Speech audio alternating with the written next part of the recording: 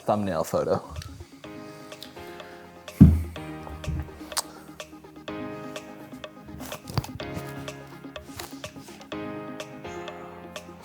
I don't know what else to do.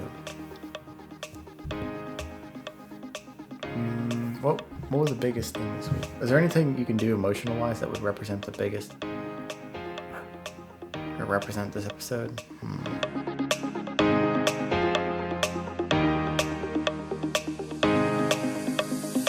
Roadrunner Nation, we are back and better than ever with a new edition of The Week Going Down.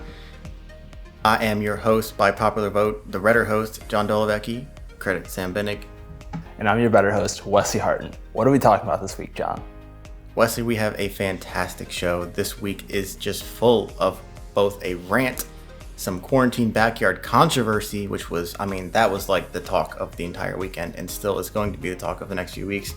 We also have a couple other things to cover, as well as all of your fun activities in the world of Strava. So without further ado, let's get started with the legend known as Barty. Alrighty, Paul Barty is back in action again this week, completing 2 half marathon distance run this week. Barty, you know that only counts for 1 week, right? You can't run 2 in 1 week and have that count. He's an overachiever. He is an overachiever. Barty ran the Iron Furnace Trail Race virtual run and took this selfie and multiple photos out on the course. Epic stuff as always, Barty. We'll see you next week. All right, Roadrunner Nation, let's dive into the biggest topic of the weekend. By far, the Quarantine Backyard Ultra was a fantastic event and overall went really, really well. There was over 2,100 runners. Let me put that, 2,100. Imagine 2,100 people standing in one spot, like nuts. And the fact that everyone did this in their backyards and set up their own little stations and whatnot. Personal Peak Fit Endurance did a good job coordinating, scheduling, and planning everything with Zoom and YouTube Live, and ended up going to Facebook Live later. But fantastic event. Mike Wardian ended up winning with a total 63 hours, absolutely nuts, 262.5 miles, very, very close. And he really wanted that record, and he was very close to it. But unfortunately, it ended a little earlier than everyone was anticipating. So, Wesley, what happened with the race? All right, a few notable results from around Roadrunner Nation. You know what they do. You know what they do best. They just show up at all times. A few highlights from around the nation included Ethan Sleeman knocking out a 100K distance, which was a new PR for him, as well as Nick Voss, who ran, come on. Nick Voss did run, but what's more impressive is that he ate 7 OCPs out of the course. Well done, guys. Respect for those OCPs. We need more respect for those OCPs. A few other notable stories was one of Matt Shepard from Canada, who ended up moving inside to run laps around a coffee shop. Matt ran 16 hours in the coffee shop for about 42 total hours out on the course. And God knows how many laps of that coffee shop were needed. I would have been dizzy. Yeah, I couldn't imagine doing that inside a small space like that. Like, that would just be so tough mentally. Also, I'm all about young ultra runners, but 13-year-old Ben Tidwell did something that blew my mind and ended up making it 24 loops, which equals 100 miles. Unreal from Ben. I can just imagine some of his friends being like, hey, do you want to run 100M this year? And Ben responds, yeah, sure. Do you have like 24 hours or so? And his friends reply, well, isn't it only supposed to take like 10 to 13 seconds depending how fast you go? Just absolutely crazy. It's great stuff, Ben. If you thought the guy who ran around the coffee shop was crazy, then the guy who ran around the couch is just at another level. We couldn't find his name anywhere we looked, but, subsequently known as the couch guy, ended up running 20 hours around his couch. Absolutely impressive, and just a fantastic way to make the best of what he got. A few other results that caught our eye were a couple of Ohioans. We had local Harvey Lewis out of Cincinnati, Ohio, who ran a whopping 145 miles. Rumor had it he stopped for family night and then got busted because he fell asleep on the couch. Gabe Rainwater set a PR of 154 miles, and our very own Michael Owen made it a total of 162 miles for his first backyard appearance. Absolutely incredible results. These guys are fantastic and represented Ohio so well. All right, now it's time for the controversy. We mentioned earlier that Mike Wardian ended up winning, but there obviously was a little debate at the end on how things shook out. I believe that the Quarantine Backyard Ultra will always go down with an asterisk next to it due to the decisions from the race directors at personal peak endurance. At the start of the 63rd hour, the bell sounded and Wardian took off, yet Radek Brunner was on his treadmill but did not push start for over a minute and a half. And this is where things get dicey. If you check out the rules that were posted beforehand, you will see the highlighted point says runners need to be on their treadmill at the start of each loop, which Radek was. But if you look at the 2 points above that, you will see that runners must start the treadmill at the bell, which he did not. And to be honest, I've gone back and forth on how this rule should be interpreted. At first, my stance was firm that you must start moving at the bell. But if the rules are subjective, like they are above, I think it's hard to say. In a real event, a physical backyard ultra, this would be cut and dry, super easy. But the way that this was handled by Personal Peak was absolutely spineless. If you were watching live, you would see that Laz, who's the race director of who that made this format popular, got mad when he saw Radek not start. Laz said something along the lines of, "It's been over a minute, he's done." Laz got mad, stormed off, and Sandra ended their stream.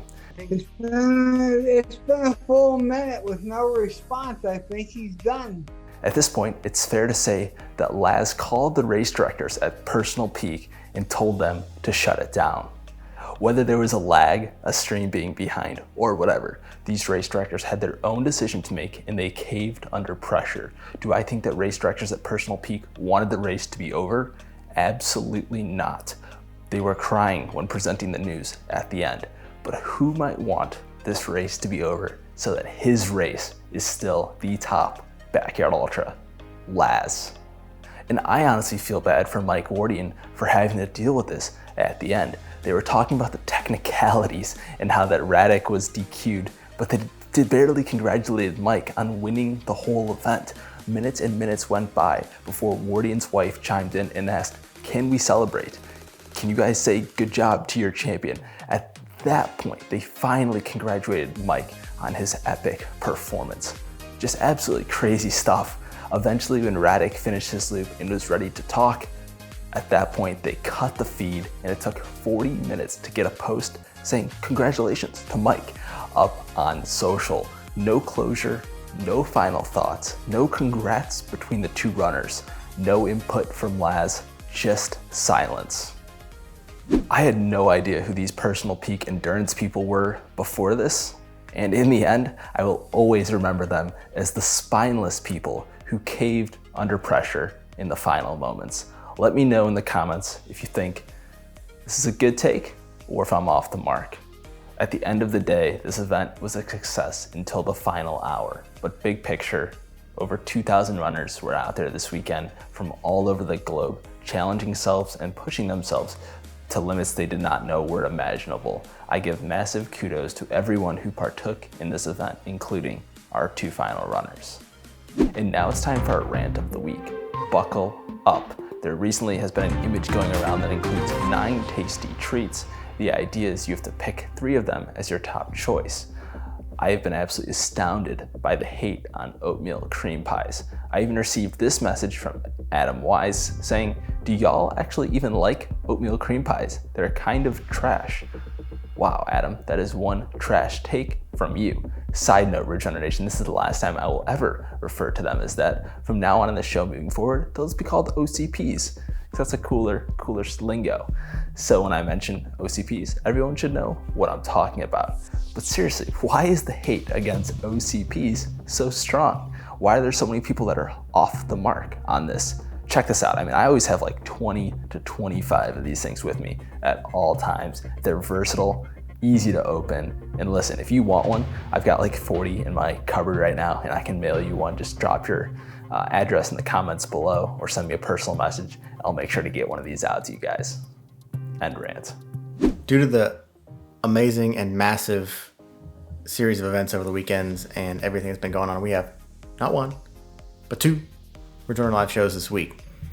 First off, Wednesday night, 9 o'clock, we're having special guests Gabe Rainwater and Michael Owen to talk about Quarantine Backyard Ultra. Yes, we will be talking about the controversy, but we will also dive into Gabe and Michael's personal experiences with using the backyard format as an online program instead of being on site. It'll be interesting to talk to Michael, having his background in race directing as well. Additionally, on Thursday at 8 p.m., we'll be having two other Ridge Runner Nation members on, Eric Anderson and Bobby Harrington of North Carolina. These two runners have run most of the biggest races on the East Coast, have a stout background on the ultra sign-up, and have some just great banter, great advice. Hope you guys are there and enjoy it.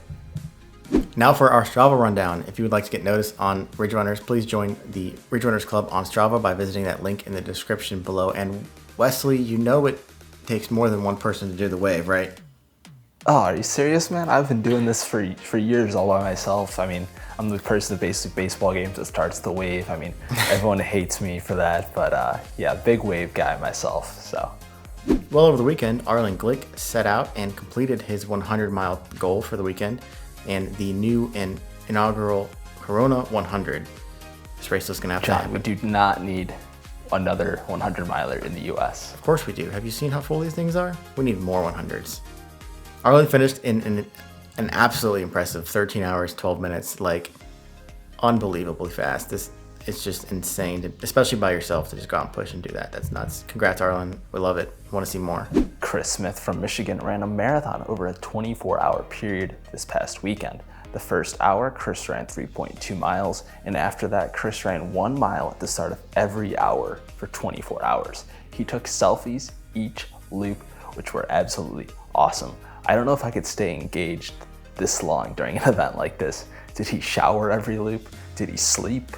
I'm sure he ate in there a little bit, but these are the pressing questions that Chris, you need to answer for us. Nevertheless, epic stuff. Barty, you better watch out. Andrew Wallace coming for you. He set out on a new streak challenge of completing a half marathon every day. His number is going to significantly outpass yours in about 2 years if he can keep it up. So you better watch out. Watch your back. Ohio University student Cami Hayward ran 9 miles over the weekend, which is one of her longest runs this year. She claimed that she saw many familiar faces along the Hockhocking-Adena Bikeway in Armitage Road. What is a familiar face? Like, do you know this person? Do you just like see them often and you just recognize their face? What do you think, John? Wesley, obviously this is somebody you know. What? Yeah, you're probably right on that. Nevertheless, keep it up, Cami. Travis Zipville ran a 100K distance around Columbus over the weekend. Travis said the pavement wasn't his jam. Mine either. I really like Grape or Cherry. Wesley, what's your favorite? Big time, big Grape jam guy. Pavement jam just definitely isn't my thing either. It just sounds awful, honestly. It does. I'd rather have Grape jam too. So, Travis, don't know what's going on. We agree with you at least on that.